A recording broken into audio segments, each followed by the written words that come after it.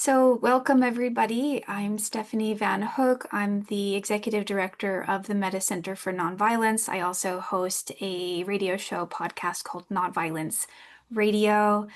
And today we are hosting this conversation about strategy and nonviolence with our friend Joe Worthy and the founder of the Strategic Nonviolence Academy, which you'll learn a lot more about in today's call. And Michael Nagler, who is the founder of the Meta Center for Nonviolence, an organization that's hosting this call today, and that you'll also learn more about if you don't know more, or if you don't already know about us. And the the impetus for this meeting was through conversations with friends and different courses that we've had at Meta who are learning about the principles of nonviolence or even specific tactics for de-escalation. And it wasn't clear that people are operating from a sense of strategy, Mhm. that they're putting the lessons learned into a plan. And I think that's a missing piece in the nonviolent puzzle, that as much as nonviolence is a practice and has a rich history, when we're interested in social change, we need to work on strategy too. And Michael Nagler has this wonderful nonviolence handbook, which you can find at Meta's I'm the bookstore. only one that doesn't have one. Yeah. So there's some key ideas that Michael will talk about that are in that book, which you can find. And Joe is actually um, running a program to train leaders in strategic nonviolent leadership. Excellent.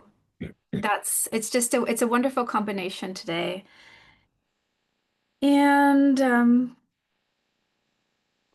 what else Maybe about? I could just say one word about what we mean by strategic and Oh, yeah, actually, that was where I was going to go next. I forgot. oh, yeah, Yeah. okay. So just one more thing is that when in these circles, there's often a thing called strategic nonviolence and principled nonviolence, where strategic nonviolence is using means anything but physical weapons or fisticuffs, but is kind of seen as strategic nonviolence, and principled nonviolence is often seen as like an inner practice that you're bringing to a relationship, and you're working toward a greater vision of connection. Um, and there's other things called strategies, which are often seen as basically tactics in nonviolence. How the kind of what are the Gene Sharp, methods of nonviolent action are also seen as strategies. So we're not talking about those divisions, and we're not talking about necessarily strategies. We're talking about how to piece them all together into strategy. Michael, did you want to follow up on that, or did I cover it? No, you covered it well. Okay. So, without further ado, I'd like to introduce our friend Joe Worthy, somebody that we've been connected with for some years now. He's been on Nonviolence Radio. We've connected about constructive program and just generally a wonderful nonviolent collaborator. And Joe has just an excellent background in uh, organizing, and has been mentored by amazing people in the field, and has now started the Strategic Nonviolence Academy. So, and also I do recommend checking out Waging Nonviolence. He has an excellent piece up there right now about a model that he's created. So, without further ado, Joe Worthy, the floor is yours to talk about strategy. How are you doing? I'm well, and thank you for that. And hi, Peter. Good to see you. Yeah. Um, I I think it's important what you were saying, Stephanie, that to lift up that we're not talking about the difference between any of these things. I really truly believe that all of these things together, and I don't even like saying together because I don't see them separate. They're all sort of one force that comes together for me. Um, and a quick story about how I met Michael and Stephanie, and I think I'm going to get this right, but you know, we like to think of. I was a young organizer in Cleveland, and there was a technical problem that we were having, right? In Cleveland. And the technical problem was that we didn't have enough time to both develop a strategy and maintain consistent engagement with the young folks that we were working with, right? It was as soon as we get a strategy, we'd have to go back to building a base because no one wanted to sit around and wait for a strategy to be developed, you know? And so we were running to a huge technical problem. I remember I was sitting in the office trying to figure out how to fix this issue. And I was sitting with a student organizer at the time who wasn't much organized. So Mayor Rod Edelman sort of threw me into the fire straight away when I was organizing. So I wasn't much older than the young folks I was organizing. I was, um, and we had come upon this idea of constructive programs, right? And the idea of constructive program, and we were both like, "Eureka!" You know, like, what? Whoa! Like, there are so many problems that can we can start to work on right now, right? That we could work on it tomorrow. And so we wanted to know more. And part of knowing more was trying to figure out who in the heck knows a lot about this. And through a lot of Google searches at the time, came upon Michael and Stephanie, and I called and they answered, you know, and they coached and they listened and they helped us understand, like what are some of the things that were going on in our campaign and the movement and the project. And the constructive program, which in a lot of cases is put into the camp, if you will, of sort of the principled approach to nonviolence, actually held a lot of strategic prowess, right? It engaged our members in deep study of the problems that they were working with. It engaged them in it engaged the community in being able to solve their own problems, which made them also think that we can solve other things, that are going on in this community. And when it came time to it to do something about a little boy who was murdered, there wasn't a question. They were able to organize themselves in less than a week, you know.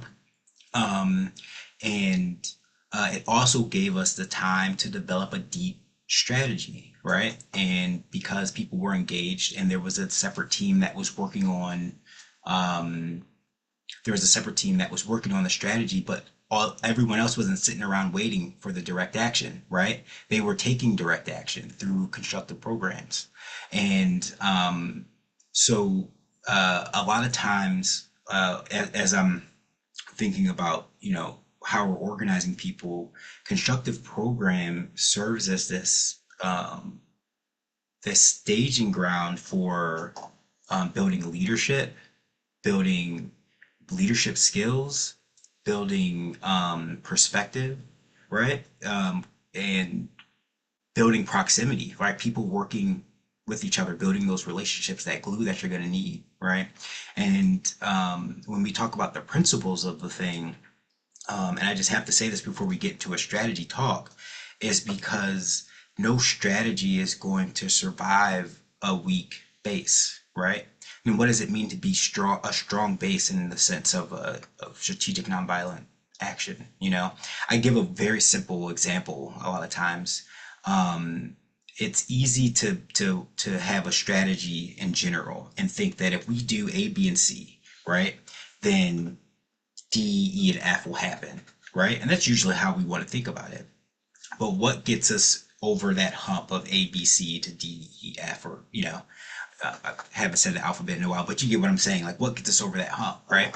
Is a deep sense of purpose, a deep sense of understanding why it is you're here on this planet to do something, a deep sense of relationships and interconnectedness amongst everyone else. right? And so it is the principles of this whole thing is inextricably linked, right, to the strategy of it, because the strategy is hard, and especially in times like these, the strategy is going to get, harder to execute. The things that we will need to do to get this space from one place to another are gonna is going to require a deep sense of resolve, a deep sense of understanding who we want to be individually as human beings, who we want to be as a people, coming together.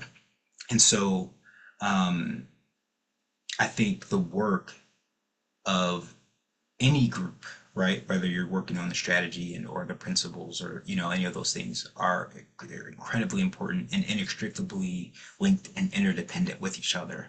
And I just have to say that before we go into some of the strategy things, because it's important to understand when I say the word means, right? When we talk about strategy and then developing the means to an end, right? Part of that mean is the soul force that requires us to do hard things, right? Do things that we may not do on a day-to-day basis, right? And that's just as much of a means to your end as monetary resources or other structural resources, right? I One last little example to bring it home. You may want to do a sit-in in an area, and that if you know strategically that sit-in, if you stay there for 2 weeks, you would have cut off a significant source of power to your opponent, right? And you would have won your campaign, right? But what makes you stay for 2 weeks? At day 7, you might be getting hungry, you might be getting homesick, right? You might be getting scared, you might be getting harassed. What is it that keeps us there till day 14, right? To get to that goal. You know, it's not an intellectual exercises that I've ever seen, right? The fact that just because you know something that you're going to do something, if that were the truth, I'd never eat a cookie, right? Like, so so we have to think about these deeper sources that constantly come up, and how we cultivate and manage those things in our process. And with that, probably talked a little long, so I'm gonna have to speed through some of these things. But I do want to get into how do we go from vision to strategy and maybe some new concepts. I'm going to workshop some things here. Would love some feedback and how we talk about these things around strategy. So give me a second here. And Michael or Stephanie, please feel free to chime in uh, if you have something to say in the interim. Love to hear you. Okay. So we're going to talk about from vision to strategy, right? And I think to start here, we're going to do a little bit of baby steps. And I can tell you in what is now like probably more like 20 minutes, we're not going to be able to sort of get deep into these things, but this is sort of a brief introduction, and this may point you in the direction of some resources or things that you may need to develop these things. I think everyone's here to understand how we solve, or, our most pressing problems now, right? And so, keep work. You're going to start with what is strategy? Let's start there, right? And I think this is similar to like the word leadership. There's a lot of different definitions of like what it means. Like, is it tactics? Is it the methods that you use? Is all these things. I think if we sort of break it down to its very basic form, this is the best way to understand it, is that strategy is the gap between where you are and the desired end state, right? And the things you do in the middle to get to that end state, that's your strategy, right? Like, and that should be planned and be well thought out. Um, and so what are some of those things that get us from like where we are to our desired end state, right? So, a very simple look at how these things play out. This is where we are, right? How we get to where we want to be is ideally we would develop a vision, right? From that vision, we would develop some strategic goals, and through those strategic goals, we would go through a process of assessing our conditions, right? So once you have those goals, there are other people who aren't going to like those goals, and you should probably know what it is they're going to do and what they're capable of. around those goals.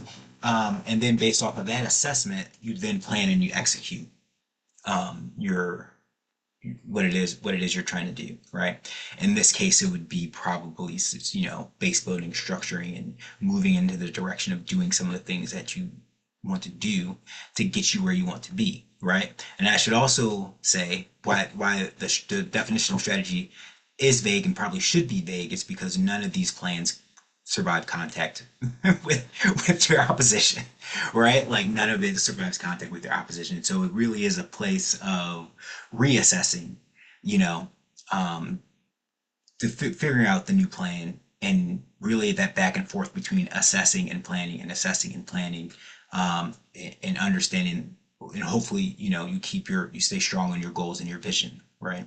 Um, that part's different.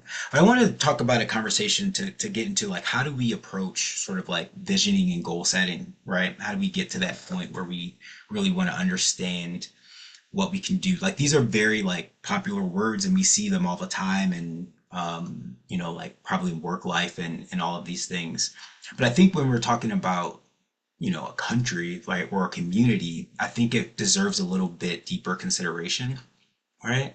Especially against the backdrop of the oppression that we're seeing on a day-to-day basis, whether it's on our phones or on the boxes on our walls or all of these things, right?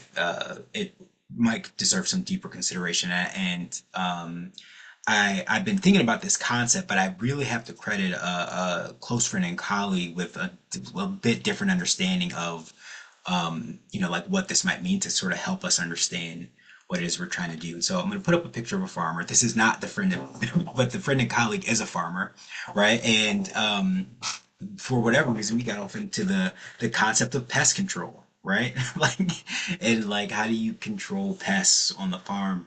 And um, I was like, tell me more because I thought there might have been a connection, and he said, well, you have to really think about the life cycle of a pest, right? And you have to think about like by when you see the pest, there's a lot more work to do than just get rid of the pest, right? Like you have to go some steps back. Um, and so there are some things that we think about in terms of like pest control and how we manage these things. And I think it matters because when we think about oppression, we should put it in terms of it is something very human made and something that's very human solvable, right? Like similar to like pests. And so what does this look like? All right. Well, there's really three approaches that you will take, right, when you're thinking about a pest.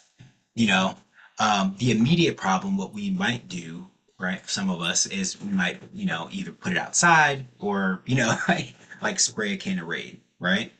And that will solve the immediate problem, right? But you may need to go get a lot of Raid, and you might run out of resources to get all the Raid that you need if you don't look at the deeper problem, right? Which is pest control, you know? And so that is like, how do we remove these nests, where this oppression actually comes up, where these pests actually come into things, right? And then the next thing is tending the home, right? Continuous work. uh, what you're looking at is like tuck pointing, a horrible chore, but it needs to be done, and especially needs to be done if you don't want bees in your walls or any, or any of these other things that might come into your shelter space, right? And so whether it's like windows or doors or anything like that, there is some tending to be done, and I think that's a good way to think about strategy, right? That the strategy is deeper than the most immediate problem, right? And as we develop strategies, we need to think. We do need to solve the most immediate problems, but solving those more immediate problems are on the way to deeper, more sustainable solutions to these problems, right? And so I've been thinking about this concept a little bit around deep strategy, right? Or strategic depth, as what I've been calling it. And basically, it helps us think in a way that helps us understand what we want our strategy and our vision to be, right? So on the surface level, we have the practices, right? The things that are happening, the thing that we see in our community that we don't like, right? But those practices are only able to come to light because of the systems and structures through which we operate, right? And those system and structures are enabling sourcing with power, putting out the people in order to do those practices that we don't like, right? But deeper than that, there's a group of people who are responding to cultural norms of a society in order to develop said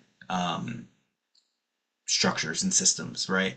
And what does that look like, right? How do what is the culture and the society look like, right? So we think about the vision, right? It's not just about and the strategy. It's not just about stopping the immediate practices, right? But we're thinking deeper towards what are the systems and structures that we're changing, and how are we maintaining this whole community through the development and the keeping of culture, right? And so another way to look at it might be how it might play out in movements, right? How it might play out in our day to day, the things that we want to do, right? And so the outermost level practices is like the direct actions. The inner level is policies, and then the innermost level is maintenance and maintaining these things as they go on. And I think we don't talk about that enough, right? And so So, what are some of the questions that we should ask ourselves as we go through this process? And I think when you're trying to have a visioning session to develop a vision, you might want to ask yourself these questions, right? On the outer level is what practices do we engage in to remove harm or maintain peace, right? And on the inner level, we might want to think about what systems or structures help us to maintain our values. What do those systems and structures look like, right? And then on the innermost level, right, how do we approach beloved community, right? How do we conduct ourselves as a beloved community? And I think as we go through this process, I'd like to take a moment to stop and think about a very current situation, right? And the current situation is the thing that most everyone is thinking about because some of our brothers and sisters are being caught up in a situation. But I think this illustrates greatly the understanding and the need for deep strategy, right? Because on the surface level, when we look at this, we're looking at this process of people being deported, right? But if you look a little deeper on a structural level, and I have to credit Shay Howell of the Grace Lee Boggs Center, or the Jimmy and Grace Lee Boggs Center in Detroit, this blog that just came up, where they pointed out that this is also about a drive for profits. Currently, nearly 90% of the people in ICE custody are held in for-profit facilities, the largest beneficiaries being Geo Group and CoreCivic, right? You know, and then also ICE will become the largest single federal law enforcement unit, along with 45 billion for the border wall and 45 billion set for detention facilities, right? So these aren't simply questions of how do we stop these people from going into other people's houses and taking them away, right? That is an important question. It is important that a question that we need to address now, right? But what we should also be considering as we think about a deep strategic approach is what are the structures that are being fueled and built and solidified through certain policies, certain things like the Big Beautiful Bill, right? And this was Shay Howell's. The title was Basic Questions. You can Google it or find it on the Boggs Center website. But yeah, these are basic questions that we have to ask ourselves when we're thinking about these structures and these systems, right? So then, if we would go deeper as we look at a vision for deep strategy, right? Obviously, the practice we want to stop at this point is to stop ICE, right? That much is clear. But then we're forced to ask ourselves, right, about the deeper structural questions. How do we defund and structure systems of policing and surveillance, right? That is the strategic question there, right? And on an even deeper level, right? Because there are the intersections here between not only the deportation of folks by ICE, but you also see the intersections in mass incarceration of Black and Brown folks since the 1980s in this country. How do we engage in restorative justice practices that prevent us from wanting or thinking that we need these systems of policing and surveillance in the first place, right? And that is a deeper issue, right? And that issue comes out into how do we do education? How do we walk on a day-to-day basis? What understandings are our children raised under as far as like how we treat other human beings? And it's more than policy wins at this point, right? But it's also about how do we structure the conditions under which people are learning and coming into humanness in this space. So I think that's a really that's an example of like what are some of the questions that we need to ask, right? But then the question becomes, Stephanie, how much time do I have? Because I feel like I've taken a little bit here, and I want to make sure that I'm not overstepping. Uh, Take about 10 more minutes. 10 more minutes? Okay, great. I can do that. So once we have our vision, right, then we have to start to think about how it is we're going to move that into a strategic place, right? And I think I got some slides mixed up here, so let me see. This is the one, right? So the bridge, part of the bridge between our vision and strategy and how we get these things done are the means, right? And we don't have time to go into all of this, but we will talk about the means, our capabilities. What are we capable of? Are we capable of sustaining protracted movement, right? Like, are we capable of doing that? That's a big part of the practice. Um, are there certain skills that we need to build that are more technical, right? That's a question that we should think about too. What are the resources at our disposal? And then what are our plans, right? How is our plan to realize this strategy? And the planning part is a really big part of this process. And so I'm going to workshop another concept with you because we've been doing a lot of national marches and things like that, right? But I think what we could use is how do we turn these things into actual strategic nonviolence powerhouses, right? Like, how do they actually move us in the direction of our strategy?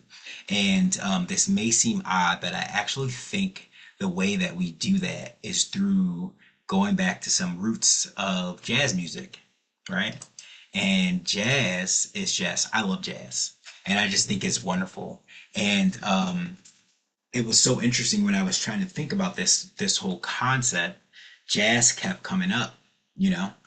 And what's so funny about jazz is that jazz is known for its improvisation.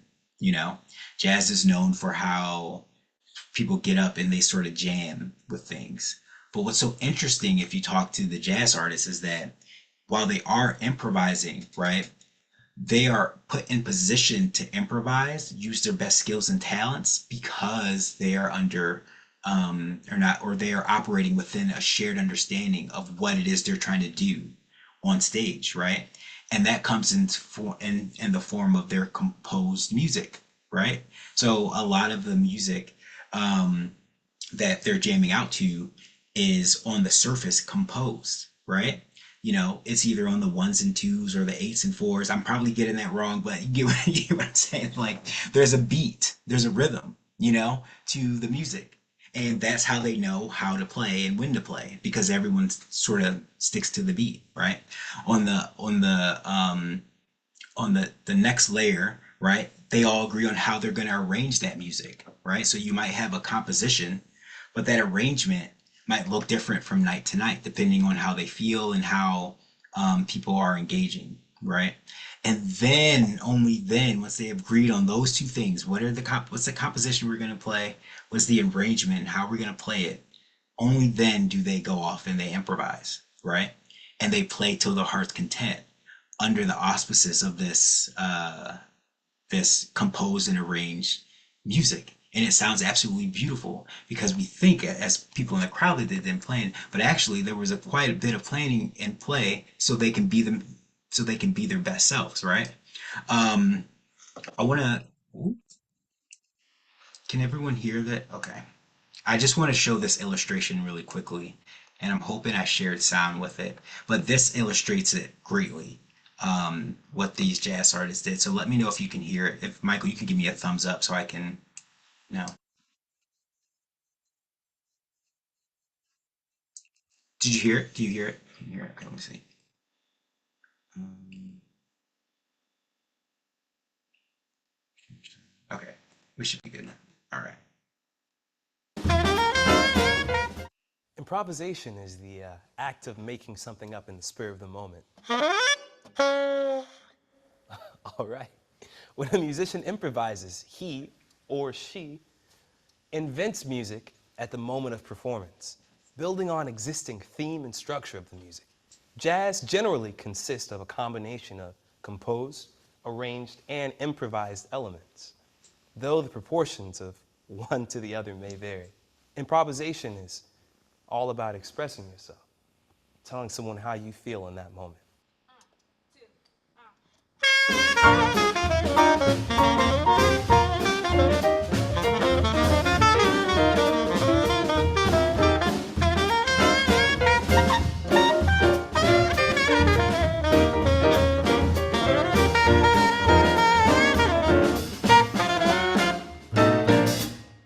Yeah. We just heard Camille improvise by herself. In collective improvisation, it's when we have two or more people improvising at the same time. Let's hear what that sounds like. One, two,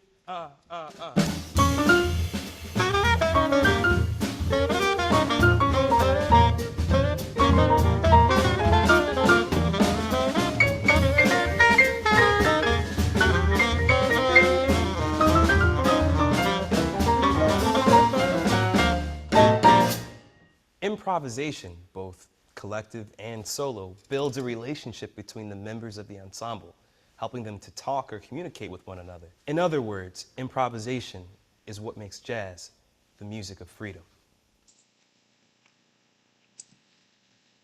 Love that, right? The music of freedom. And so with improvisation, right?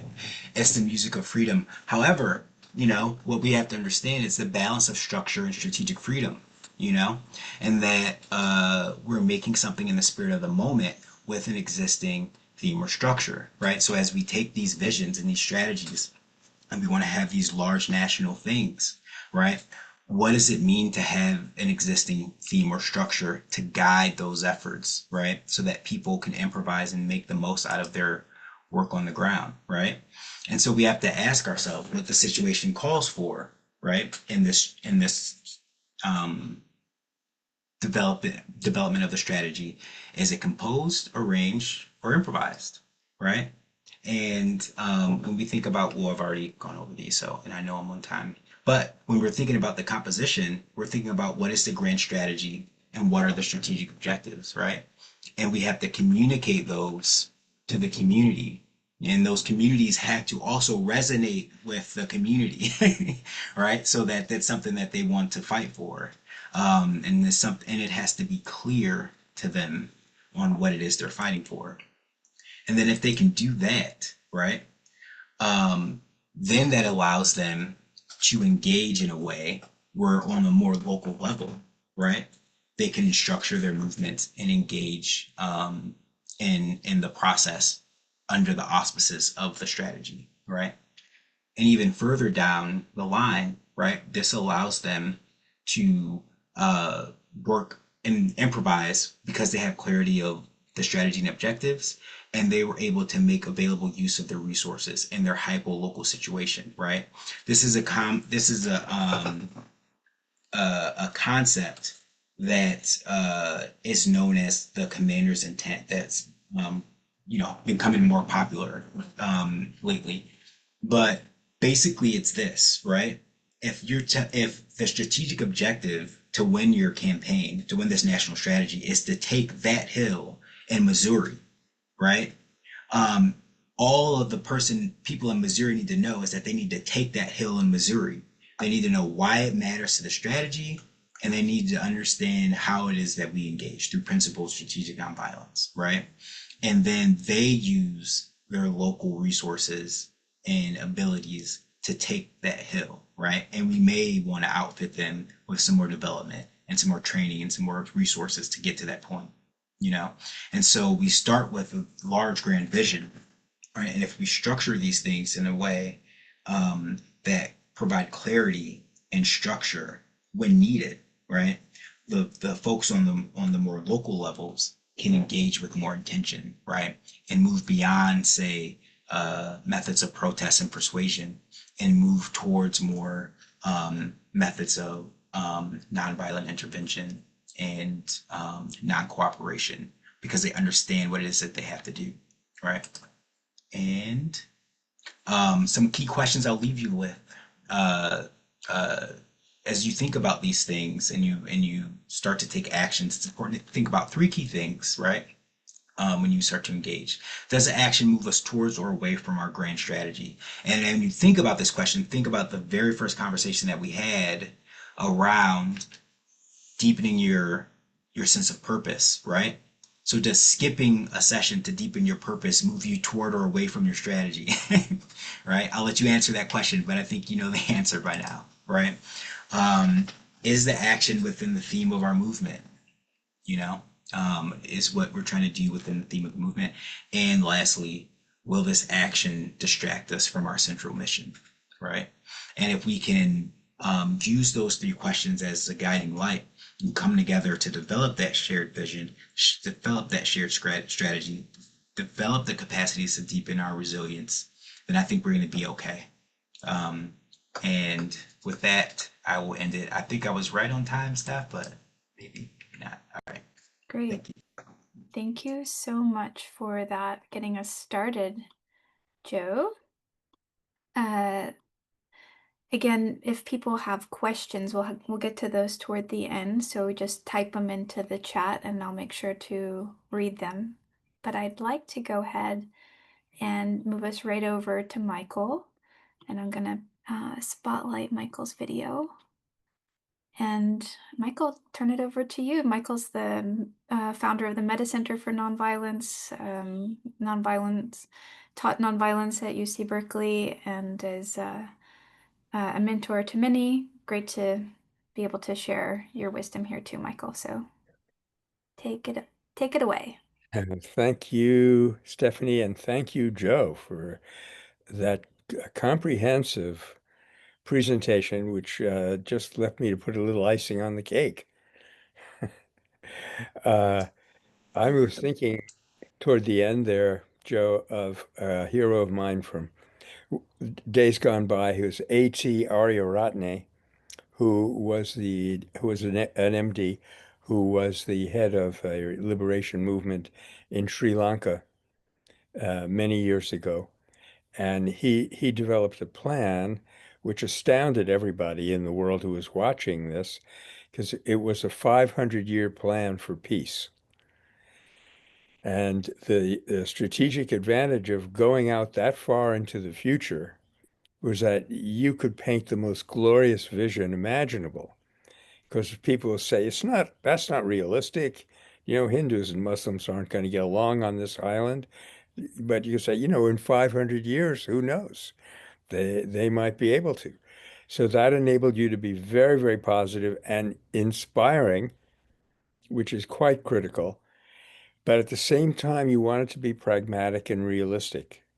And the way he achieved that was he started stepping it back from 500 years. Okay, where do we have to be in 400 years if we're going to be at that glorious vision in 500? And back and back and back. Where 25 years from now, what do we need to do? What do we need to do now? And that gave everybody a feeling of not only inspiration in terms of the long-term goal, but that whatever they were doing in the moment was part of a long-range structure. It was not just a flash in the pan. And that's a phrase that has often been used, I'm afraid, with some justice about protest movements that arise here. They have no continuity on into the future. I mean, God bless them. I'd much rather have a protest movement than not, given all the stuff we have to protest to. But if we wanted to enhance their effectiveness, get the maximum utility out of it, one problem is that they are limited in time. Another problem is that they're reactive, they're not proactive.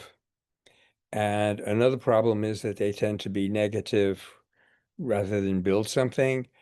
And those things are all addressed very well by the concept that you started us off with, Joe, which was constructive program. I think of an example where in the Northwest Frontier Province, which wasn't quite part of India yet in the 30s, there was a fellow, really courageous individual, became a disciple of Gandhi's eventually. His name was Abdul Ghaffar Khan. And in his region of Peshawar in the Northwest Frontier, he started building schools. And the governor, the British governor, called him in and said, how dare you? You don't do that. You don't have the right to do that, which made the governor look very bad. So this was an example of what we call a dilemma action, where if they let you do it, you achieve a lot towards the eventual goal. If they stop you, they look bad. What, you're delivering milk to children in Gaza? No, no, we're in charge here. We can't allow that. So when you adopt constructive program as one of the guiding principles of your strategy, you will be able to be proactive and really put the burden on the opponent to stop you. Another aspect of constructive program and goal setting, which are critically important, is the balance between firmness and flexibility. As Gandhi put it, we'd just be absolutely rigid, if you will, about our goal. We want freedom for this country. We're not going to stop till we get anything else. Even in the 40s, they went into a do or die situation. But absolute flexibility as far as the goals were concerned, which enabled him, thank you, Stephanie, enabled him, for example, when there was an outbreak of violence in the movement, a very bad one, that little town up north called Chowri Chowra, and some policemen got killed, he called off the movement. He stopped it dead. Everybody in the country thought, you're crazy. You took us decades to build up this momentum, and now look, you're throwing it all away. But in fact, he gave everyone, the participants, the British, everyone to understand that they were completely in charge. This was not a spontaneous outburst. It was part of a structured development. So I mentioned something about the contrast between inflexible or visionary goals and flexible strategies. And I'd like to say one more thing about that, and that is that the more uh, committed you are to your goal, and the more you've been able to convince your fellow workers, your participants, to commit to that goal along with you, the more you can be flexible about strategies. A lot of what we're saying here applies to business as well as to social movements. It's just the nature of changing large groups of people. So often to highlight one other kind of error that I think we often make, people will get stuck on their means and lose sight of their goal. And that's putting the commitment in the wrong place, mixing up the flexibility and the inflexibility. And the most tragic example of that I know of was what happened in June of 1969 in Tiananmen Square in China, where the students raised a tremendous movement. It was, high, good, well-spirited and incredible turnout.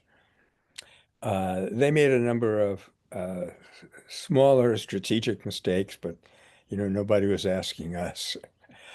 But in particular, they made one very big mistake, which was mistaking the occupation of that square with the goal of the liberation of China.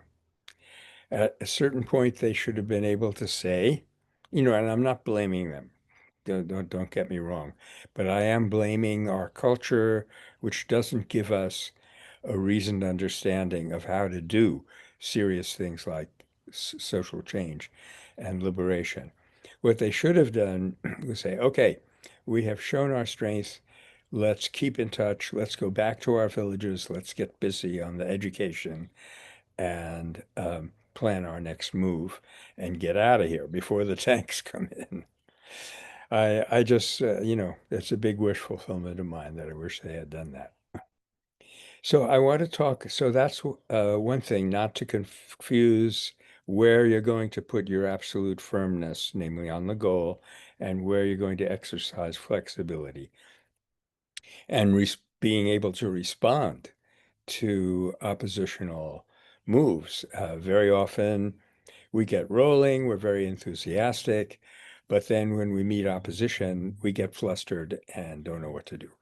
Bad example of that was what I think is one of the best examples of constructive program in the world, which was the landless workers movement in Brazil. Now, I won't go into the whole history of the movement, though it's wonderful, and we have covered it here from time to time at Meta. But here were landless peasants occupying land and growing things, and I mean, it was constructive program wherever you looked. They started their own schools. They had their own health care. They had their own communication systems. They were doing everything that the regime would not do for them. But at one point, they were attacked by the landowners who don't like their land being put to good use uh, instead of gratifying them as part of their holdings. Sorry, I'm getting a little cynical here, but you know what I mean. They moved in with militias, and at that point, these good people just didn't know what to do. They fled in terror. They scattered. Uh, if they had had, in addition, that element of how are we going to respond to violence when it happens. So if they had melded the what I call the obstructive program, or how to fight back, with the constructive program of what are we going to build, and balance those two things, I think they would have been unstoppable. And I think that applies to a lot of the things that we undertake. That is not to be surprised when your actions provoke resistance. If they don't, you're probably doing something wrong.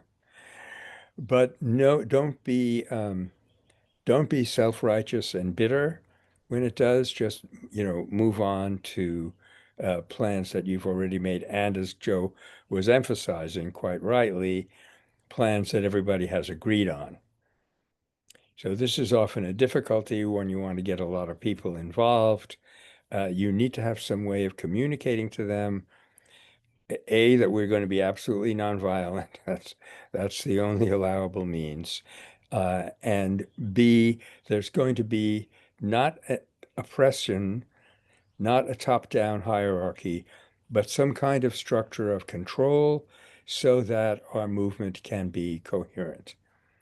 And here I like to recommend a book. That's what professors do, get me out of the university. Can't get the university out of me.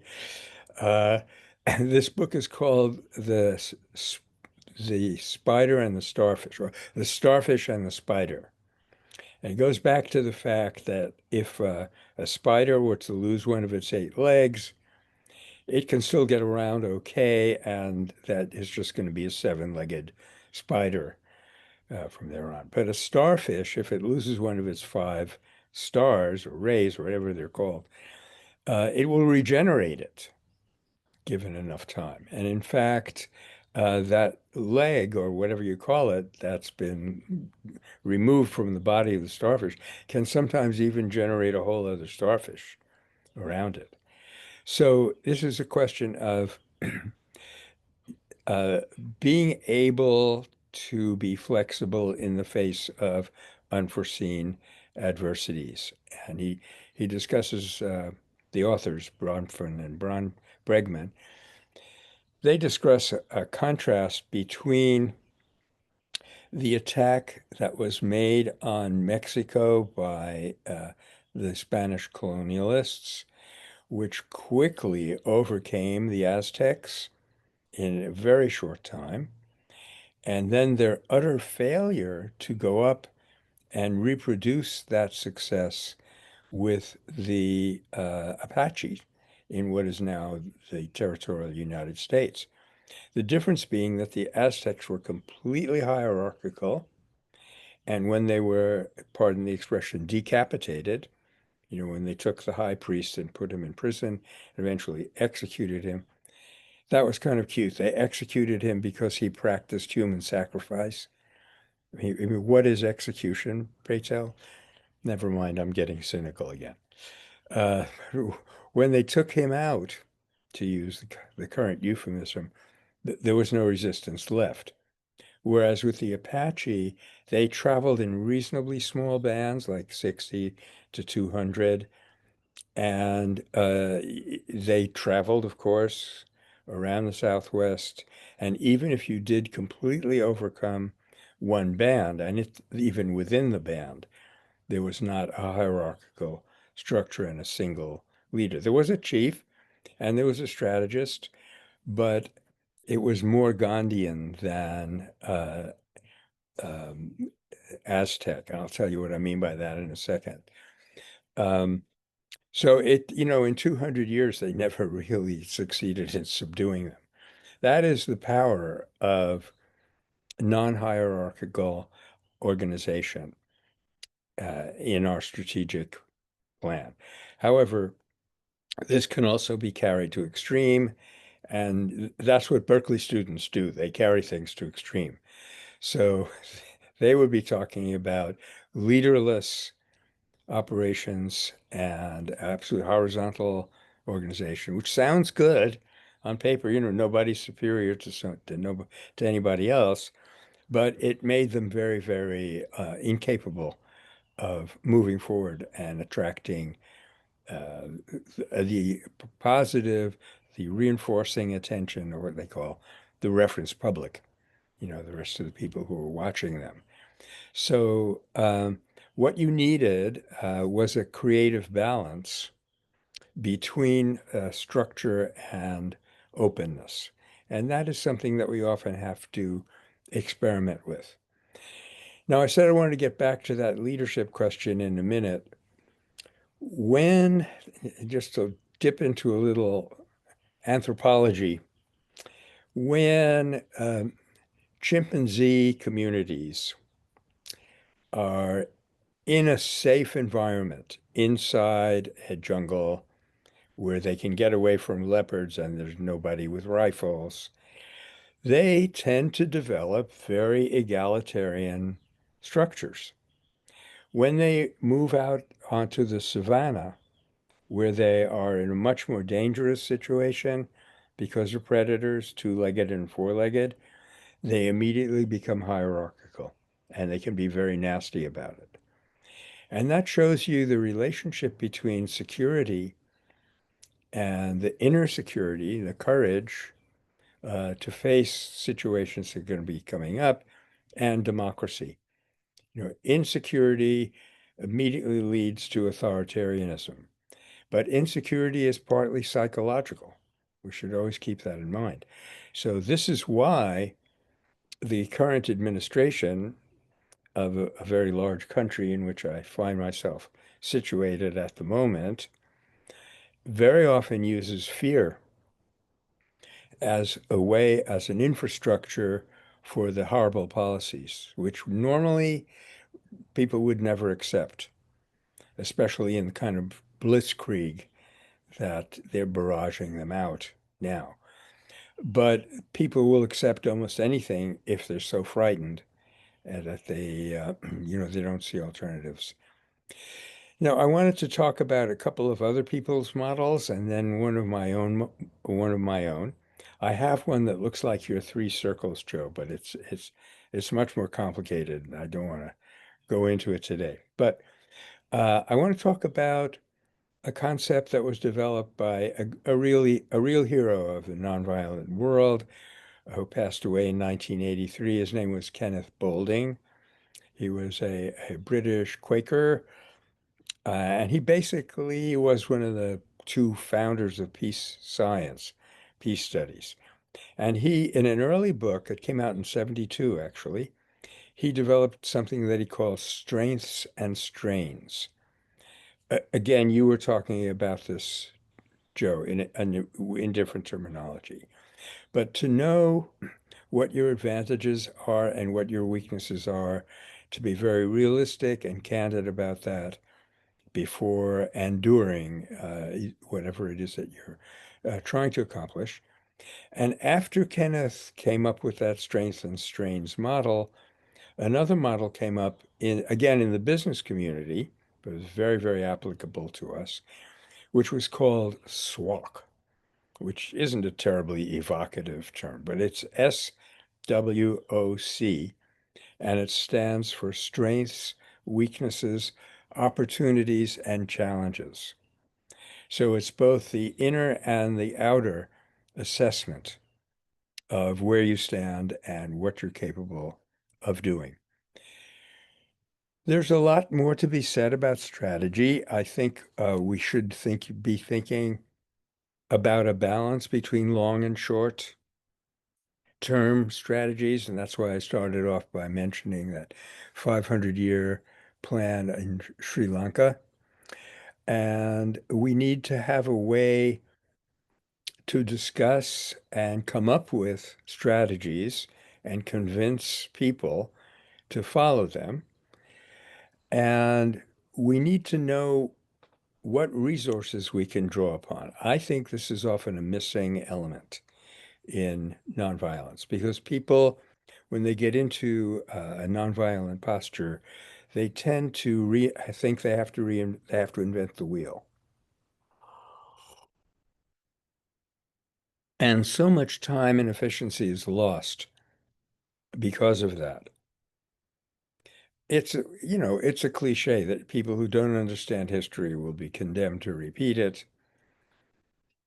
It has been a matter of great satisfaction for me to see since the Utpor uprisings in Eastern Europe, people who played a key role in those successful insurrectionary movements that got rid of some very, very nasty dictators like Slobodan Milosevic.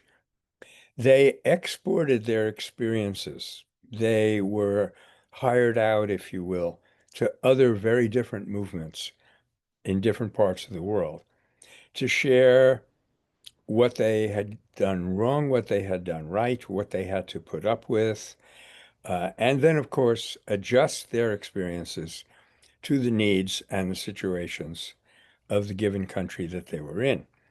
But the reason that this is really kind of a breakthrough is that, in years gone by, people would they might even have a successful nonviolent insurrection, get rid of a dictatorship, but then what? Often they would not have felt the need to plan ahead what they were going to do in the event of winning. And so very often, as in Egypt and other places in Arab Spring, people would succeed in dislodging a hated dictatorial regime and then collapse into chaos, which almost immediately led them right back into dictatorship. Because this is human nature. People fear disorder more than anything. That was one of the mistakes, actually, that the students made in Tiananmen Square. And it was also a mistake that was made in Peru, where you had the Shining Path insurrection in, I think it was in the 70s and 80s, the Sendero Luminoso.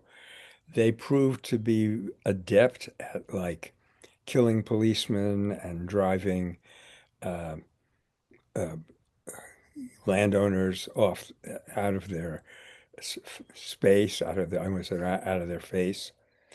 But then when they had collected enough space to build something, they had nothing in mind. They had no goal. They had no vision as to how to get there. And it kind of collapsed back into a kind of semi-dictatorship. But I digress. That's another thing that professors often do. I was talking about resources and history and how when I was, first being active in the free speech movement in Berkeley and so forth, we would be dimly aware that things like this had happened before, but we were nowhere near where we are now in terms of being able to collect historical examples and analyze them. And I remember arguing when friends of mine started what became the practice today of unarmed civilian peacekeeping, where you have trained, nonviolent. Originally we said volunteers, but today it turns out to be much more sustainable to give them some kind of a salary and send them into a conflict area to act as third party. Now, this is happening as we speak in many parts of the world. There are about 200 trained people who have done this kind of intervention, and there's even a beginning of something like that getting ready to start happening in Gaza, which I'll be reporting on in our nonviolence radio. Um, so to understand that you have really sophisticated resources to draw upon, and oh, I'm sorry, let me finish what I was saying. When we were starting these nonviolent intervention teams, I said, if you have 10 people, have one of them not be in the field, but be the coordinator who can interface between your movement and the media. Because look, you're going to go out and face a lot of danger, not as much as in military operations, but 14 people have been killed over the last couple of decades. You're going to suffer, you're going to give up, your family and your life, and then it'll all be for naught if the public doesn't know what you did. So to be able, you had to really sacrifice, if you will, one person to be the communicator. And similarly, today, I think we need to at least acknowledge the importance of people who may not be in the field, but who have studied the field. And we have resources today which are just a dream compared to what it was back when I was first getting interested in overthrowing the world, starting with the University of California. Um, we have, for example, the Global Nonviolent Action Database. It's online, it's based in Swarthmore, Pennsylvania. They have, I think, up to now 1,260 episodes of nonviolent, large-scale nonviolent insurrections. And that's just insurrections. Nonviolence can build as well as tear down. We know that. But this is a tremendous resource, database of information that they've done a lot of work analyzing them. These are categorizing them at least. These are women's movements. These are full-scale insurrections. These were just reform movements and so forth. And we have Joe's organization and ours who are collecting and analyzing and making available information all the time. So just as in business, I see that you've come on, Steph, and I'm going to wrap it up.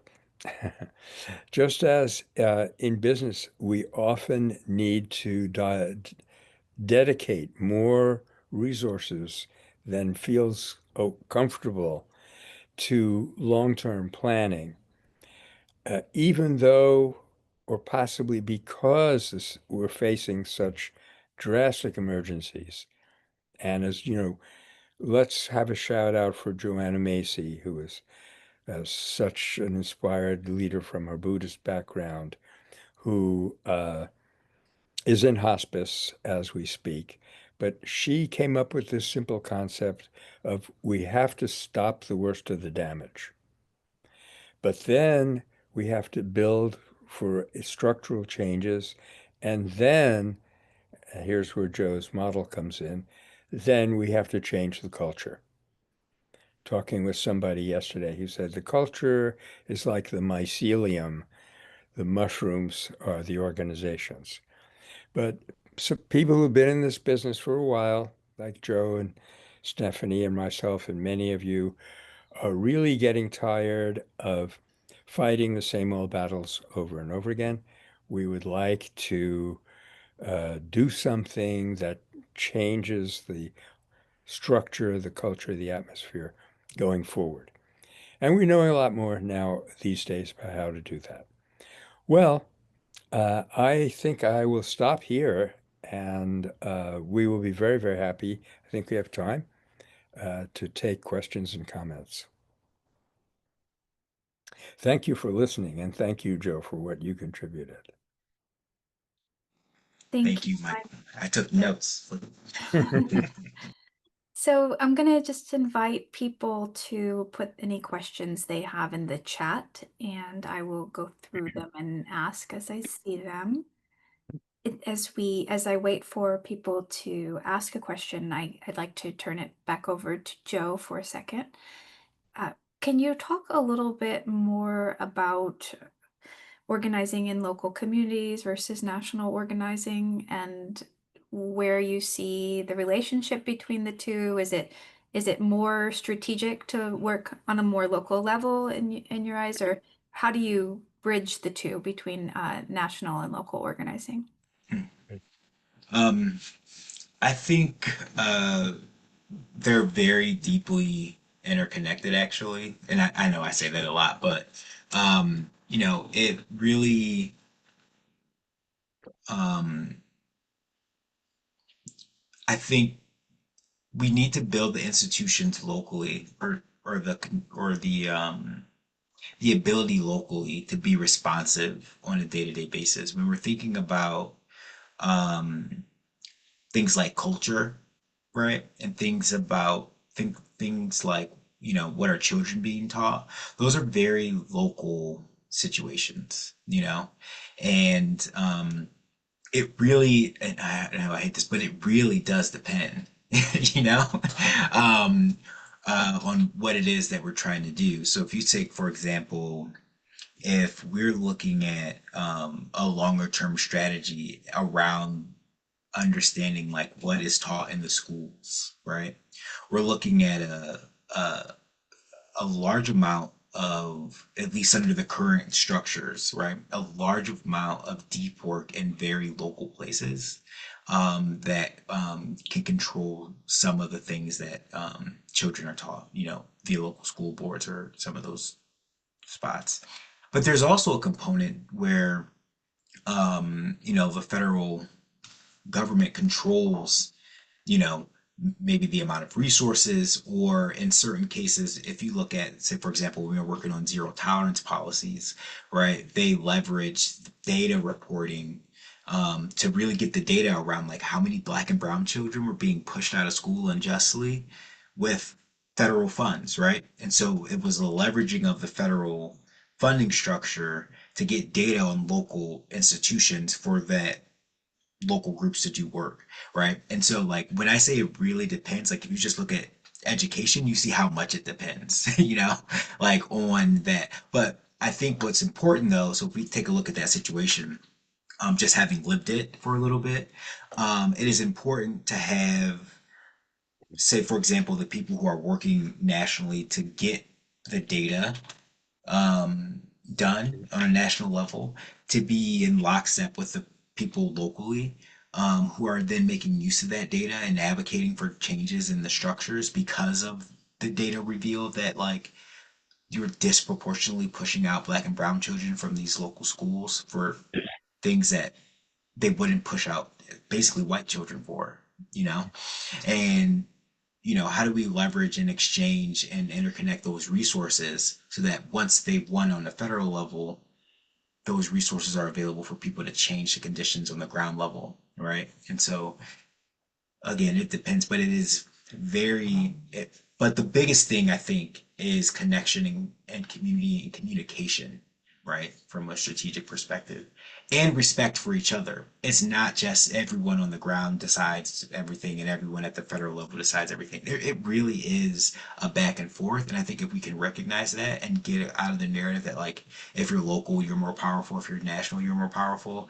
That's not a helpful narrative. It's really what does the situation call for in this moment and how we can support each other in pursuit of that. So, hope that answers your question.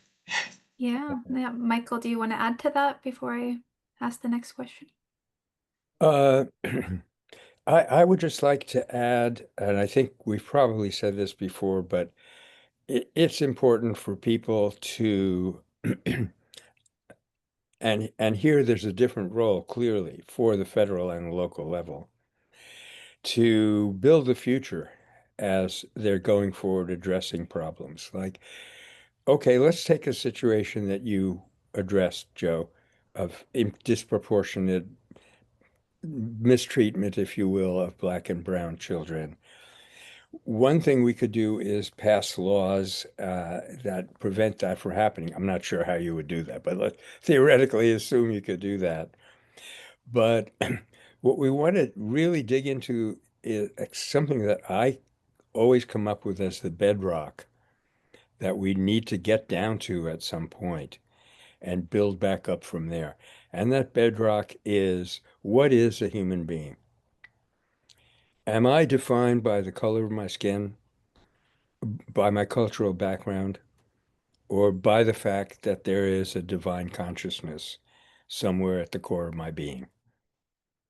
And it's not always a comfortable conversation people have, but until and unless we understand that our destiny is complete unity and every step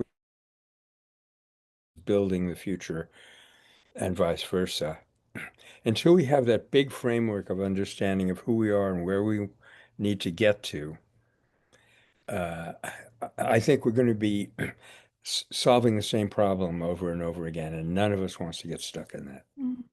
I want to jump in there for a second because there is a question about looking for groups that are creating grand strategy for especially the movement in the US for free and fair elections and winning back power and all of that. So with this kind of grand, do either of you see any organizations out there that are holding a really inspiring vision and also already developing strategy along the way? Or are we like Hmm. who is of note or that you feel like people should know about? Or are we uh, yeah, is it something that still needs to be worked out?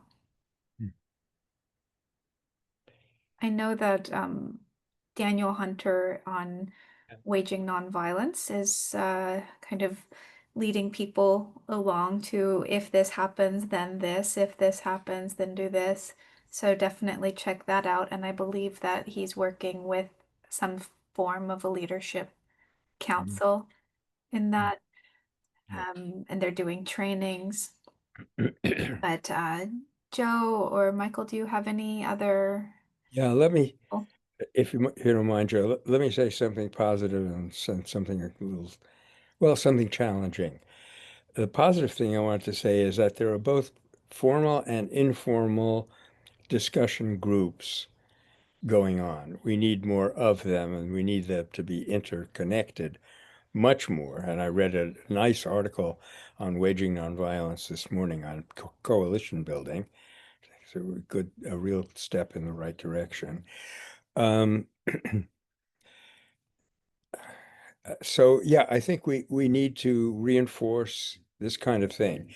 The challenge of it, something that really hit me in the face a couple of days ago when I read it, is that when Messrs. Bush and Cheney were planning some of the destruction of democracy that we're experiencing right now, before they got into action, they discussed between themselves and with others, certain right-wing think tanks and so forth. They spent 20 years discussing how they were going to do that.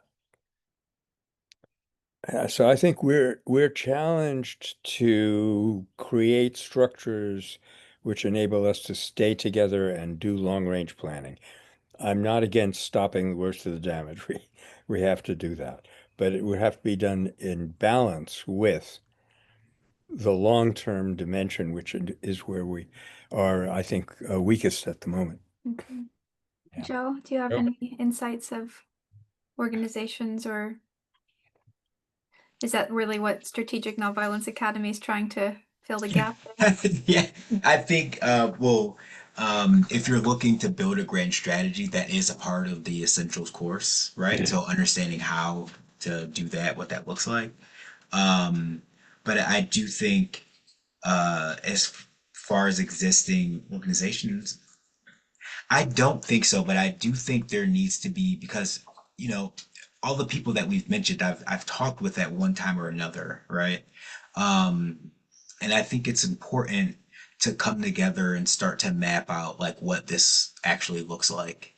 I think there are some people doing some deep, really great electoral work, right? That they're planning, and it just seems a shame that it's in like separated from some of this, like some of this other work, right? All of these strategies that you're mentioning, Stephanie, they don't leave anything on the table, right? And so we have so many skilled people in our community that can come together and think about how these things might work together. Just in the chat right now, I'm looking at Peter's Exchanges. suggestion. Yeah, like unified front around these mutual aid, humanitarian aid programs. That's going to be critically important. Let's just put it out on the table now. Let's say, for example, right, the folks who want to do non-cooperation and do a general strike, right? Okay, but probably Peter's ability to organize mutual aid is going to really matter to that effort, right? Because I doubt that's going to be an easy situation. And so, like, how do we support and um, uh, yeah, how do we support the people who might participate? We have to think about what are the ways we were going to hold some of those things. And so I think it's really important that we get together, and that's a part of the space, right? Like, what is it? What is a space? Where is a space where we come together and we start to think through things and push things out and say, hey, what do you think about this? Right? I think that's an important piece of the puzzle. I think there's a lot of people with a lot of things to offer, and I think we need to come together and like hash it out and develop like no kidding serious grand strategic thought for the time ahead, for now and for the next 500 years, Michael, because I think that's something. Yeah. I would add this and see what you think about it, Joe, that what we do have are groups that are planning around a specific sector. But what's missing is like the real overarching plan. Where is humanity going? Because, for example, near us here, there's a group called the New Economic Forum, and they do wonderful thinking about a new economy in all of its most. But that all, that has to intersect with a new culture, a new form of legislation, a new form of, uh, yeah, of organizing ourselves and carrying out conflicts. One thing I didn't get around to doing, and maybe if you think we have time, Stephanie, No, we don't. Okay.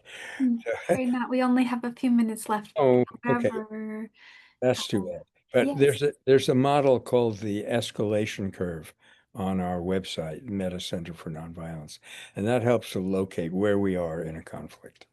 Mm, yeah. At Yeah. least I said it. Yeah, there you go. You got it in. Um, okay, so any last tips for thinking about strategy from both of you? We have 3 minutes left, so let's give each of you a running minute to review like your elevator pitch for building strategy and key ideas. So, Michael, I'll put you on the spot and make you Okay. go first. So, Okay.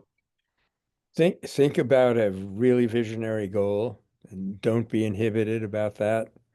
And then from there, think about what are the changes that would have to happen to achieve that goal and what are the steps would have to be taken to make those changes happen. thank you. Okay, and Joe, your turn. You have 1 minute, and what's your elevator pitch like? Yeah. What And strategy? I will piggyback on Michael and say, as you think about those steps in between your vision and to get where you want to go, um, stop and don't stop, but as you go, do a deep assessment of your situation, understand what you are capable of, what your opponent is capable of. And I think the beautiful thing about that, and I mentioned this in the piece on waging nonviolence, is that once you have a realistic assessment of where you are, right, you know absolutely what you have to do right then from that point to build yourself to where you need to be, right? And so let's make sure we're honest so that we can build the power that we need to win. Thank you both so very much. I really honor the work that both of you are doing, and everybody who has attended and everybody who's going to watch this later. They can be in touch with Joe via the Strategic Nonviolence Academy. That's strategicnonviolenceacademy.org. Okay. And they can be in touch with Michael at metacenter.org. I'm going to push stop recording right now.